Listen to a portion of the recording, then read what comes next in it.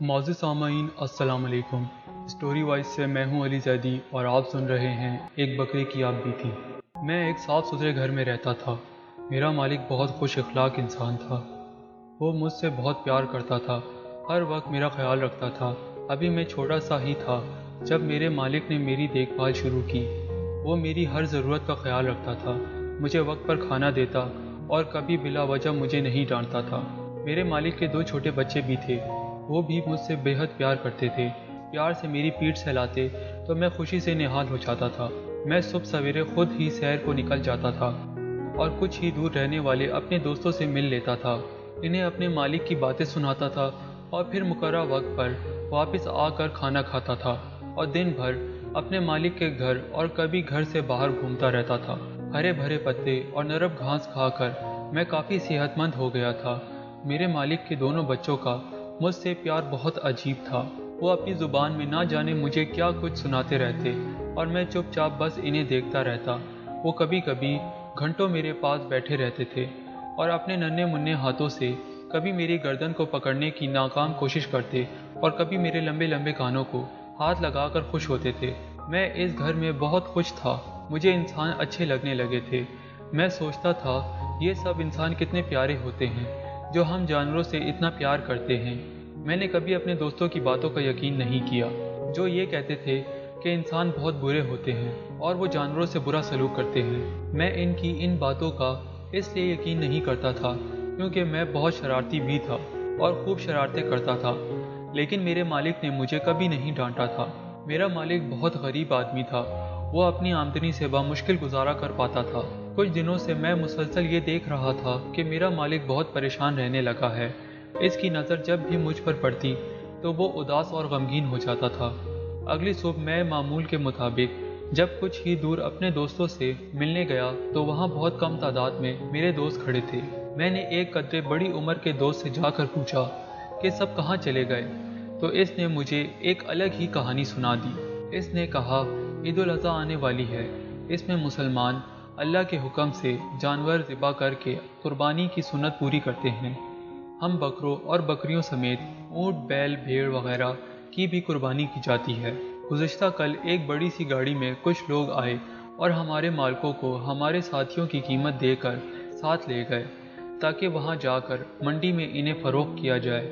ہم سب بھی اسی انتظار میں ہیں کہ نہ جانے کب کوئی آئے اور ہمیں اپنے ساتھ لے جائے۔ میں یہ سب سن کر حیران تو بہت ہوا، لیکن آہستہ آہستہ مجھے سب باتیں سمجھ میں آ گئی۔ مجھے اپنے مالک کی غمگین ہونے کی وجہ بھی سمجھ میں آ گئی کہ میرا مالک بھی مجھے یوں ہی ایک دن فروخت کر کے اپنے اوپر چڑھا ہوا بہت سا قرض اتار دے گا، لیکن میری جدائی کا سوچ کر وہ اداس اور غمگین ہو جاتا ہے۔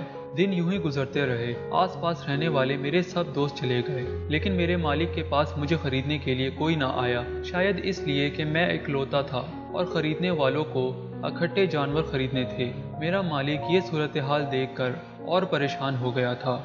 آخر ایک دن اس نے فیصلہ کیا کہ وہ خود مجھے لے جا کر شہر میں فروخت کرے گا۔ چنانچہ ایک دن صبح کو میرے مالک نے میرے گلے میں رسی ڈالی اور مجھے گھر کے دروازے تک لے آیا۔ اچانک مجھے اپنے پیچھے کسی کی موجودگی کا احساس ہوا۔ میں نے پیچھے مڑ کر دیکھا تو میرے مالک کے دونوں بچے بھی مجھے پرنم آنکھوں سے دیکھ رہے تھے، جیسے الوداع کہہ رہے ہوں۔ میں نے اپنے منہ سے مخصوص آواز نکال کر انہیں آخری بار دیکھا اور ہم رخصت ہو گئے۔ بکرا منڈی میں نہ جانے کہاں کہاں سے جانور لائے گئے تھے۔ بکرے خریدنے والوں کا بھی بہت ہجوم تھا۔ میرے مالک نے میرے سفید جسم پر مہندی لگائی ہوئی تھی تاکہ میں خوبصورت نظر آؤں۔ ابھی میں منہ اٹھائے بکرا منڈی کا جائزہ لے ہی رہا تھا کہ 2 ہٹے کٹے مستنڈے نوجوان میرے مالک کے پاس آئے اور میرے بارے میں پوچھنے لگے۔ انسانوں کے ساتھ رہ کر مجھے ان کی باتیں سمجھ میں آنے لگی تھی۔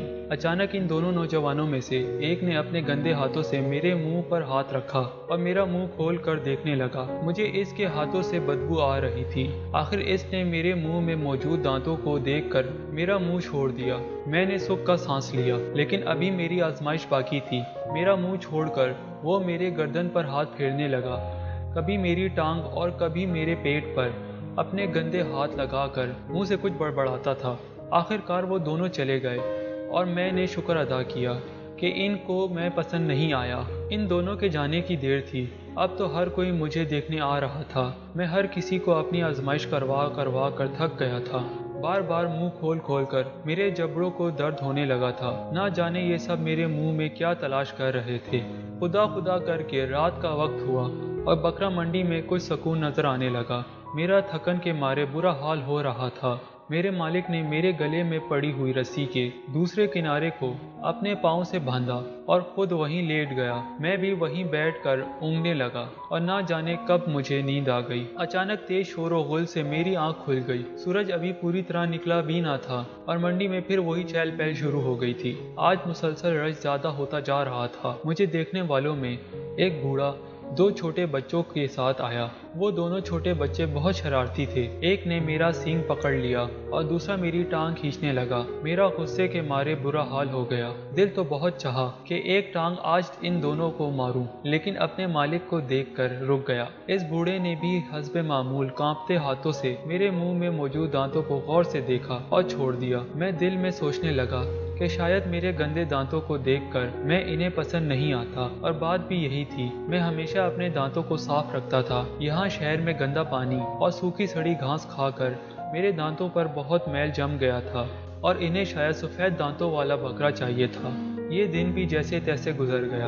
आज मंडी में मेरा तीसरा दिन था। मेरे मालिक के चेहरे पर परेशानी के आसार नुमाया थे। अव्वल मैं किसी को पसंद नहीं आता था और जो पसंद कर लेता वो मेरी कीमत सुनकर कानों को हाथ लगाता हुआ चला जाता था। आज भी मंडी का रश पहले से भी ज्यादा हो गया था। मुझे मुसलसल गंदा पानी और मुरझाया हुआ घास खाते हुए तीसरा दिन हो चुका था, लेकिन मैंने अपने मालिक की वजह से कोई शिकवा ना करता था। मेरे मालिक ने मुझे हमेशा अच्छा खाने को दिया। आज मुझे इसकी मुश्किल वक्त में काम आना था। हस्बे मामूल आज भी मेरे मुंह को मुतादिद बार खोला गया और हर आने वाले ने मेरे दांतों को आंखें मटका मटका कर देखा। मेरा दिल तो चाह रहा था कि जो भी मेरे पास मुझे देखने के लिए आए, मैं खुद ही इसके हाथ लगाने से पहले अपना मुंह खोल कर दिखा दूं। आज भी मैं किसी को पसंद नहीं आया था। वो मेरी कीमत सुनकर भाग जाते थे। जाहिर है कि मैं गाँव का पला बड़ा एक सेहतमंद बकरा था। मेरे मालिक ने तो मेरी अच्छी कीमत लगानी थी और मैं खूबसूरत इतना था कि अक्सर मेरे मंडी वाले साथी बकरे मुझे देखकर आहें भरते थे।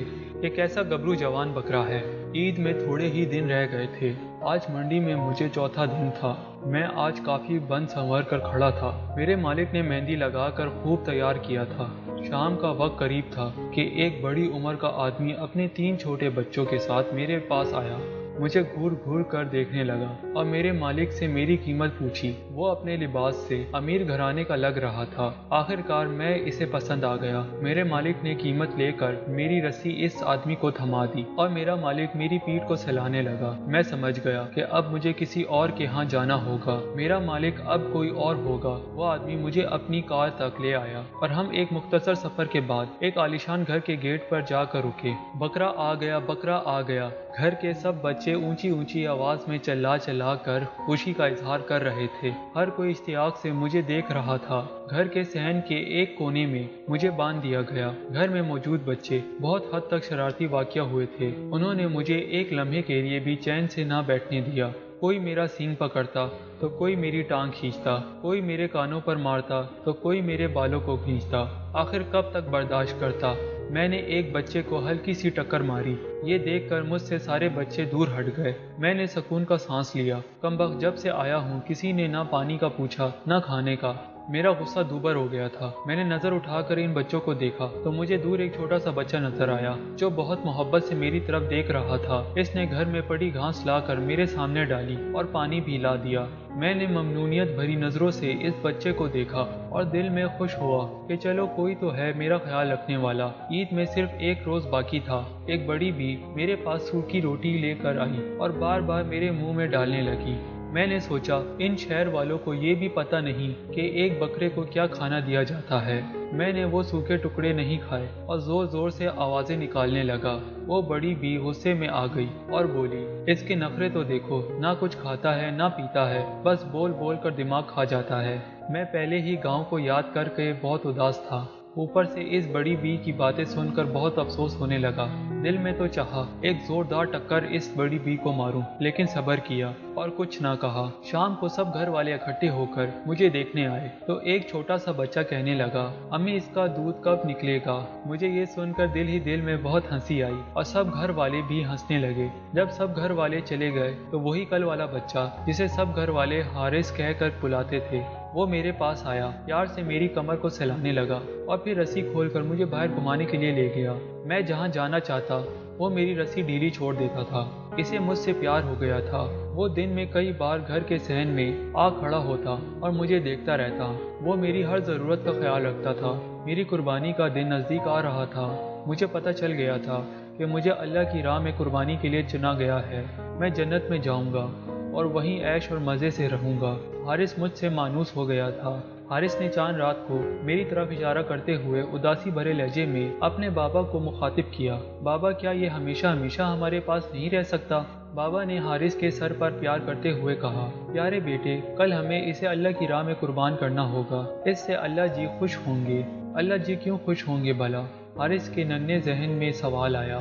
بیٹے، اس لیے کہ آج سے ہزاروں سال پہلے جب حضرت ابراہیم علیہ السلام کو جب اپنے لاڈلے بیٹے کو قربان کرنے کا حکم ملا تو جوان بیٹے کی قد و قامت، اس کی خوبروئی اور اس کی محبت پر اللہ کی رضا غالب آ گئی۔ خود اپنے بیٹے کے ہاتھ پاؤں رسیوں میں جگڑ لیے اور اللہ کے تئیں عقیدت بھری محبت کا اظہار کرتے ہوئے بیٹے اسماعیل علیہ السلام کے حلق پر چھری چلا دی۔ اللہ کو ابراہیم سے امتحان لینا مقصود تھا اور وہ اس میں کامیاب ہو گیا۔ جس طرح نار نمرود ابراہیم علیہ السلام کو جلا نہ سکی، اسی طرح اللہ کے حکم سے اسماعیل علیہ السلام کے گلے پر چل رہی چھری اس کے جسم سے لہو کا ایک قطرہ بھی بہا نہ سکی۔ جنت سے جانور منگایا گیا جسے حضرت اسماعیل علیہ السلام کی جگہ ذبح کر کے خون بہایا گیا۔ تب سے یہ روایت چلی آ رہی ہے کہ امت مسلمہ کے ہر فرزند ہر سال 10 ذی الحج کو کسی جانور کی قربانی پیش کر کے ابراہیم خلیل اللہ علیہ السلام کی یاد تازہ کرتے ہیں اور اس عہد کی تجدید کرتے ہیں کہ یہ پست حوصلہ تیرا کیا ساتھ دیں گے،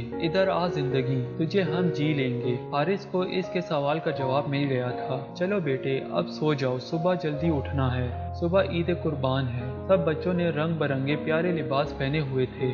وہ بہت خوش نظر آ رہے تھے۔ کسی کو میرا خیال تک نہ آیا، لیکن حارث عید کے دن بھی مجھے کھانا اور پانی دے رہا تھا۔ آج وہ اداس لگ رہا تھا۔ وہ میرے بارے میں بہت جذباتی ہو گیا تھا۔ سب مرد عید کی نماز پڑھ کر آئے اور مجھے گھر کے صحن میں ہی ذبح کرنے کا ارادہ کرنے لگے۔ میرے گلے سے رسی کو نکال دیا گیا۔ مجھے زمین پر لٹا کر اللہ کے حضور اس کی رضامندی کے لیے ذبح کیا جانے لگا۔ میں نے آخری بار جسے دیکھا وہ نعمان تھا۔ کمرے کی کھڑکی سے جھانکتا ہوا وہ مجھے اپنی بھیگتی آنکھوں سے دیکھ رہا تھا۔ وہ جانتا تھا کہ وہ مجھے آخری بار دیکھ رہا ہے۔ میں نعمان سے بہت کچھ کہنا چاہتا تھا لیکن کچھ نہ کہہ پایا۔ میں اسے کہنا چاہتا تھا کہ شکریہ نعمان، میرا خیال رکھنے کا، مجھے باہر سیر کروانے کا، مجھے پانی پلانے کا۔ اداس مت ہو، میں نہ سہی، میرا کوئی نہ کوئی دوست پھر آئے گا، ہر سال آتا رہے گا۔ تم بس ہر سال اسی طرح اپنے قربانی کے بکرے کا خیال رکھ کر اسے رخصت کر دیا کرنا۔ اسٹوری وائز سے میں ہوں علی زیدی۔ آپ سب کی سماعت کا بے حد شکریہ۔ اللہ حافظ۔